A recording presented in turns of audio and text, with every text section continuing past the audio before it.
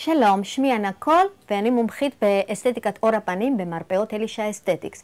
היום אנחנו נדבר על פילינגים.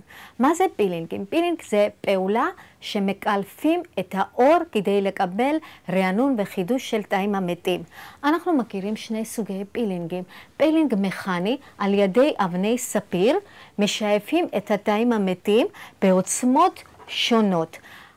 על ידי מכשיר אולטרפיל 2, ופילינג השני שזה פילינג בחומצות.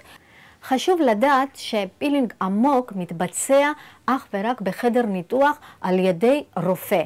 ויש כל מיני סוגי פילינגים בדרגות שונות שאפשר לעשות על ידי קוסמטיקאית, ניתן לעשות על ידי קוסמטיקאית או רופא מומחה בפילינגים. יש דרגות שונות של פילינגים.